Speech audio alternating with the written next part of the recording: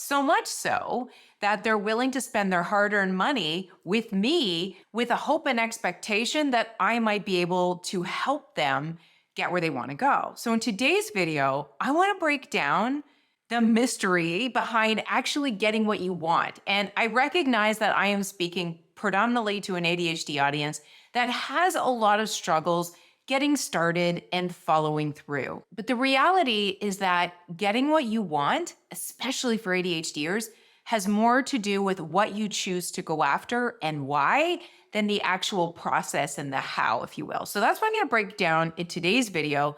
And if you're new here, my name is Karen McGill, and I'm an ADHD coach for the busy, ambitious brains who want to get schnizzle done, but tend to choose the wrong thing to go after. Let's get into it.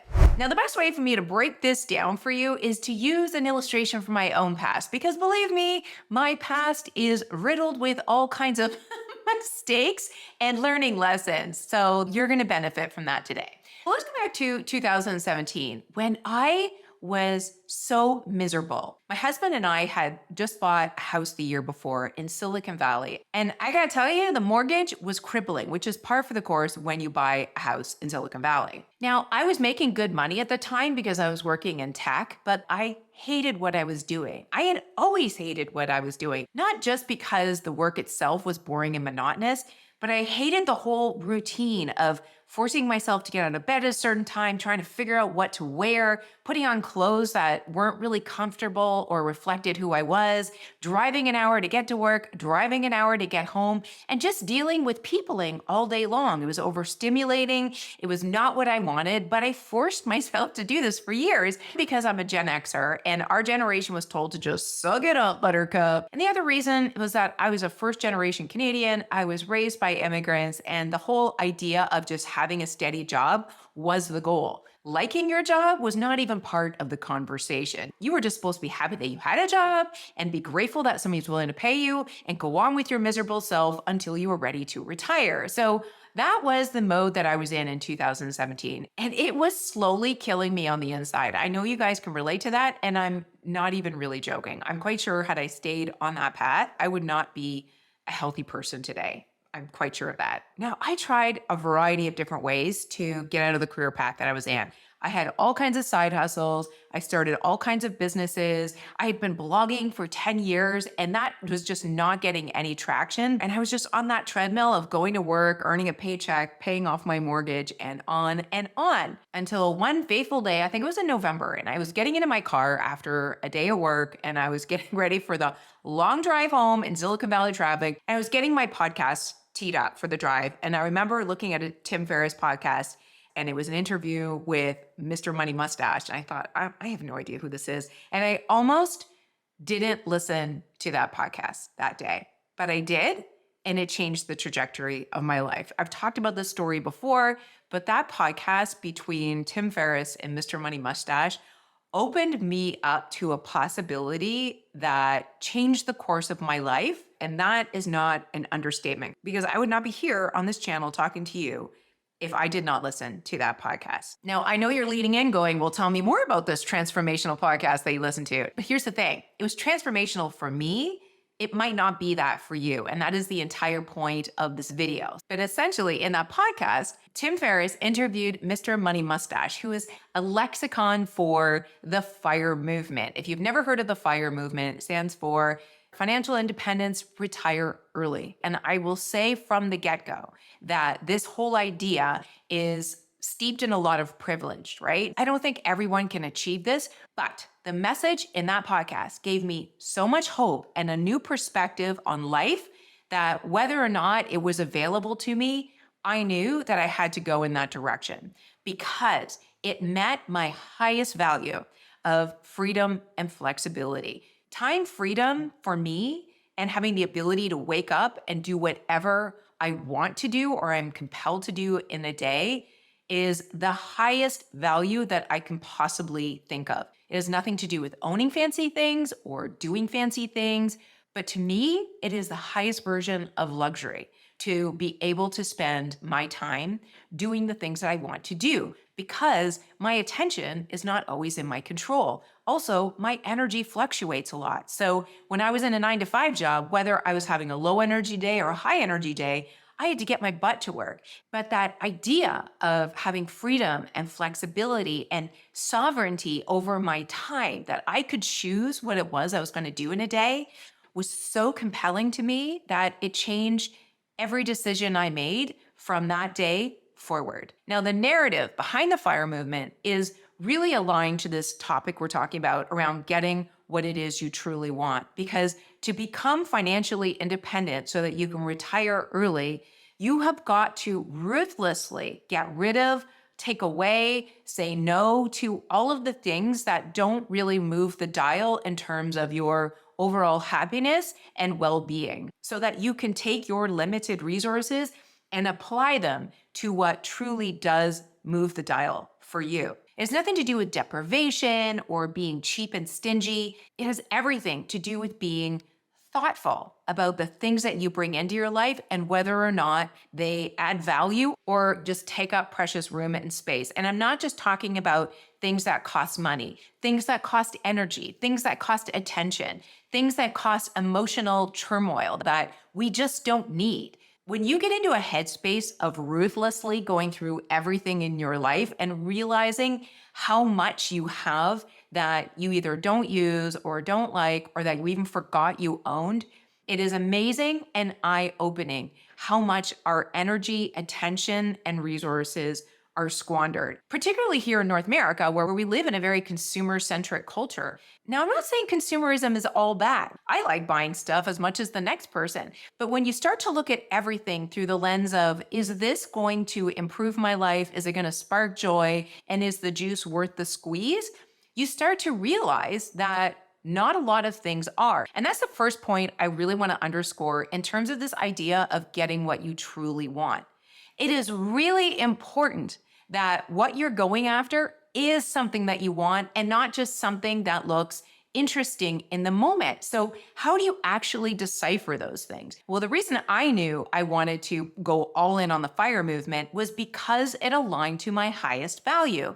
So if you don't know what your values are, then that is where you want to start. It is so important to know what's most important to you so that you can invest in those areas and waste less time, money, and resources on the things that are less important. So values are super important. And I will link below 3 of my favorite assessments, totally free, but it's going to help you get really clear on what's most important to you. And once you know that, you can ask yourself, are the things that I'm going after in my life, are the things that I say I want aligning to those values and needs? Because if they're not, I can assure you, you probably won't follow through with it. Because if it's not that important to you, you're not going to have the staying power to push through even when your attention is going in other places and you're tired and you're out of energy and you're struggling with executive function. When all of those things start to work against you, if you don't really, really want what you're going after, you are going to poop out. And then you're going to berate yourself. And I don't want you to do that.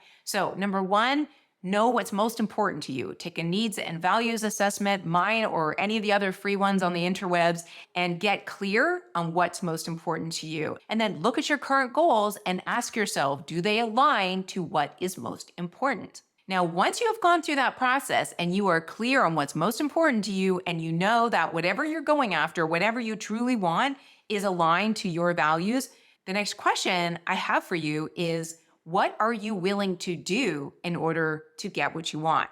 Now, coming back to this idea of FIRE, when I was driving home that night and my head was just popping off because I was insanely invested in this concept that I had only just heard, from the first point that it got into my brain, it impacted every choice I made going forward. It changed my perspective on buying things to the point where I was able to embrace minimalism because I wanted to, rather than feeling like I had to restrict my spending or put myself on a budget. Everything that I was going after were things that I was willing to do because I was so aligned with that desire. So all of these little decisions I was now making, even though a lot of them were hard to do, were propelled by the fact that I wanted this outcome so badly. So think about it in terms of what you're truly going after. What is it that you are willing to do? And another example I will bring up from a lot of my clients that come to me wanting to start businesses or do similar things to what I'm doing, but the thing that holds them back the most is putting themselves out there. And I understand that, between rejection sensitive dysphoria and perfectionism and overthinking things and procrastination, all of these things make it really hard to show up on camera. But the reason I do it is because I love doing this. Sure, I get the odd snarky comment here and there, but I just block it, move on with my life. But for a lot of other folks that I've worked with, that feeling of getting over that hump is so extreme that they never get started. And the reality is that if your fear of showing up and being seen and being judged is greater than your desire to start a business, then it's never going to happen, right? So coming back to this first question of what is it that you truly want? And if you really, really want a business, and if you really, really want to be seen, then you've got to be willing to show up and push past these fears. And let me tell you, once you do push back that specific fear of being seen and being judged, you realize that nobody's really paying attention because nobody really cares about you anyway. So you can be as horrible as you need to be because nobody's looking. So you might be wondering, did I actually achieve FIRE? And the short answer is yes, but the long answer is a lot more complicated. In the short run, yes, I could have retired early, but not until I had adopted minimalism, made a ton of lifestyle changes, really looked at what I was spending on and just rearranged my life. Also, selling our home in Silicon Valley and moving to Austin, Texas, where we have a much more affordable cost of living. Those were all of the things that I should say, this is also my husband's journey, although it was never his goal to retire early. He was willing to move here so that we could both have a lot more freedom and flexibility. So in moving here, I was able to dial my corporate work back to part-time. And of course, that then enabled me to start building the business I have today. And I should point out that it was never my intention to retire early. It was always my intention to be financially independent so that I had enough money, that I always had freedom and autonomy over my decisions and my schedule. So it was a journey to get here, to say the least. And I did give up a lot, but I have zero regrets for doing it. And I would do it all over again tomorrow if I had to. Now, contrast that with the goal I set at the top of this year. If you've been around for a minute, then you know I set a goal to create 6 figures or more in passive revenue in my business. And that's separate from my one-on-one coaching practice. Now, the reason I wanted to focus on passive revenue is that obviously one-on-one coaching requires me to show up for appointments and be online at a certain time. So it's not aligned with my highest value of freedom and flexibility. So I really want to move in this direction of having a more asynchronous business. And I thought 6 figures is a great goal for me to focus on for 2023. And guess what? We are midway through October at this point, and I am nowhere near that. Nowhere near that. And here's the interesting thing about that goal. Even though I'm not going to hit it, it's not like that would have been out of the realm of possibility for me to actually achieve the goal. The kicker is that there were things that I was willing to do to achieve the goal, and there were things I wasn't willing to do in order to achieve that goal. But the things that I was willing to do was not going to enable me to get to what I want in the timeline I had committed to. Now, that doesn't mean that I'm letting go of what I want. I still want that. I want that and more. But I know I have to do it in a way that aligns with my values and honors the ebb and flow of my energy, and that I'm just frankly able to keep up with, because I know myself. If I push myself too hard, I will burn out and flake out. And I share that reflection to illustrate the following point. Not only do you have to know exactly what you want and why, you have to know what you're willing to do to get there and what you're not willing to do to get there, which means you can still get what you want, but you may not get it in the timeline that you want it in, or the journey may look a little bit different than you would expect it to. And that is a-okay, because as long as you keep going in the direction that you want to go and the destination is realistic, you will absolutely get there at some point. So the biggest learning lesson I took from that whole FIRE experience is that knowing what you want and why you want it is really important, but you also have to be super clear on what you're willing to do to get it and what you're not willing to do to get it. And that brings me to my final point about going after what it is you want in life, which I think is a beautiful thing.